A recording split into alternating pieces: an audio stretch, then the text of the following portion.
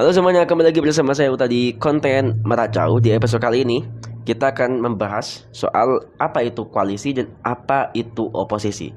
Jadi mungkin bagi kalian yang masih belum tahu ya soal istilah tersebut, dan mungkin memang apa namanya ya, mungkin tahu ya sedikit, cuma nggak tahu kayak apa sih peran-perannya dan fungsinya seperti apa sih gitu ya. Mungkin aku akan sedikit jelaskan meskipun tidak detail ya, tidak detail, mungkin kasarnya akan saya jelaskan sesederhana mungkin, dan mungkin kalian juga bisa mengerti pada akhirnya ya.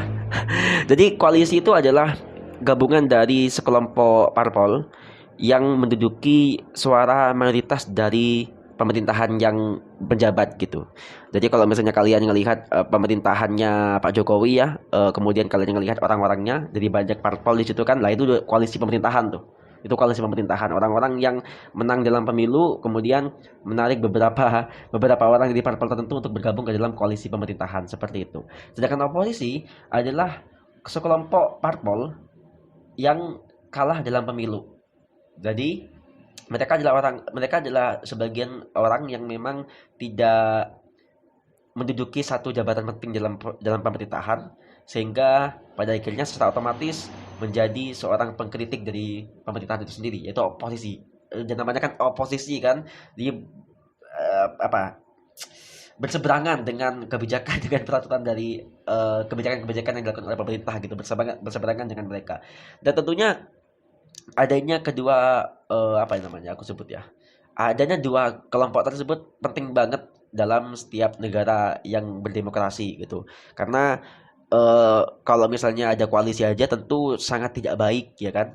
Kalau misalnya ada koalisi aja kita tidak ada ini orang-orang yang sadar bahwa di setiap kebijakan yang dilakukan oleh pemerintah itu juga kadang ada miss-nya, ada salahnya juga gitu. Nah, ini peran penting oposisi adalah untuk mengkritik itu, untuk apa ya, setidaknya tuh kayak mengingatkan kembali dari pemerintah bahwa ada loh kebijakan-kebijakan atau peraturan-peraturan yang sebenarnya merugikan rakyat, atau mungkin salah, atau mungkin salah target dan segala macam. Nah, itu perannya oposisi tuh, mengkritik setiap kebijakan dari pemerintah, selalu apa namanya, selalu berusaha untuk mencari celah agar mungkin pesan yang ingin disampaikan dari oposisi juga bisa tersampaikan gitu. Dan memang itu wajar terjadi.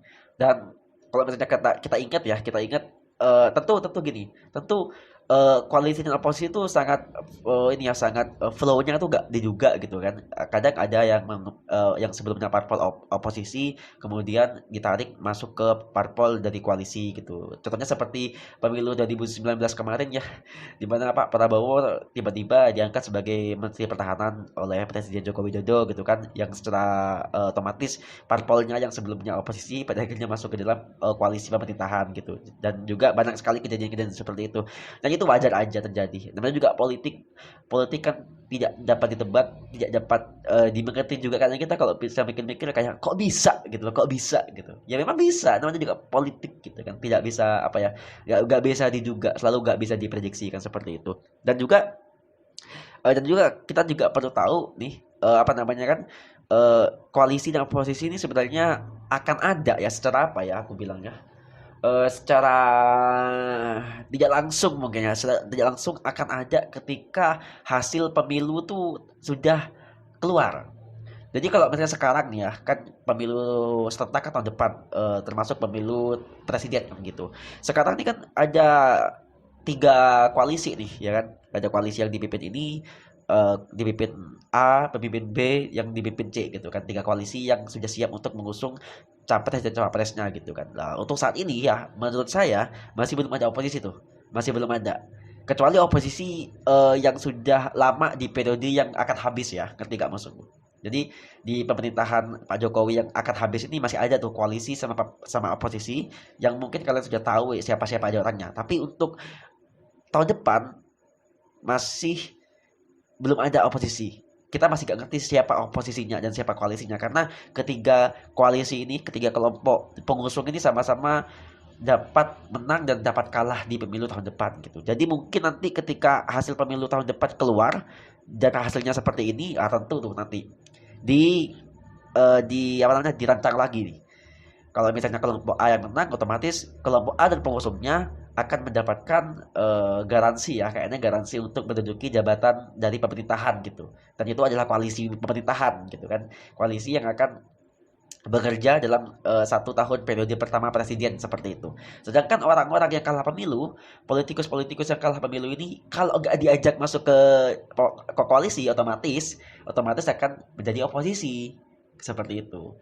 Jadi kalau misalnya kita kalau misalnya kita kasarin lagi ya pengertiannya, di koalisi itu adalah kelompok-kelompok yang menduduki jabatan penting dalam pemerintahan gitu. Bisa menteri, bisa mungkin organisasi-organisasi di bawah pemerintahan gitu lah. Itu koalisi gitu. Sedangkan oposisi orang yang mungkin nggak masuk sekalipun ke dalam jabatan strategis pemerintahan gitu. Mereka mungkin hanya duduk di DPR aja mungkin ya sebagai pengkritik gitu.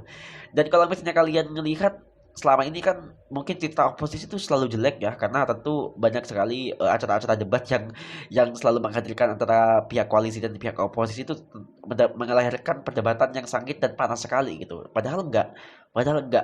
Tugas oposisi ya memang untuk mengkritisi dengan mungkin gaya yang sedikit, kalau misalnya kita lihat tuh akhir-akhir ini sedikit urakan gitu. Tapi memang seperti itu oposisi itu. Oposisi selalu mencari kebijakan dan peraturan baik sengaja maupun tidak untuk dikritik. Nah, ini ada lagi nih. Ada oposisi yang memang secara apa ya? Menurutku tuh memang secara adil gitu. Kalau memang ada yang salah ya aku kritik nih. Tapi ada juga oposisi yang memang cari-cari masalah gitu mungkin ya, kurang lebih. Jadi setiap kebijakan dari pemerintahan yang mungkin dirasa kita baik ya, tapi selalu aja salah. Itu tuh ada memang oposisi yang levelnya beda gitu. Ada oposisi yang sifatnya destruktif untuk menghancurkan citra politikus tertentu gitu. Memang ada seperti itu. Dan apakah itu salah? Ya enggak juga gitu. Nggak ada yang salah dan nggak ada yang benar juga kan di politik gitu. Jadi tergantung perannya mereka aja, dan mereka itu sebenarnya hanya ingin menjalankan perannya masing-masing gitu. Ketika maksudku bahwa ketika kamu berperan sebagai koalisi, tentu kamu akan mensupport apapun kebijakan dari pemerintah. Pasti, kalau enggak tentu akan dikikan gitu. Akan ditendang kamu dari koalisi gitu. Sedangkan oposisi otomatis adalah orang-orang yang ya ya mungkin mungkin pasukan sakit hati karena kalah pemilu, pada akhirnya ya memang secara otomatis yaitu untuk untuk mengkritik apapun yang dilakukan oleh pemerintah, dan itu wajar saja gitu, wajar saja. Dan mungkin memang memang untuk stereotipnya kan pasti koalisi baik, posisi jahat gitu kan, nggak selalu seperti itu sih aku pikir. Nggak selalu seperti itu sih.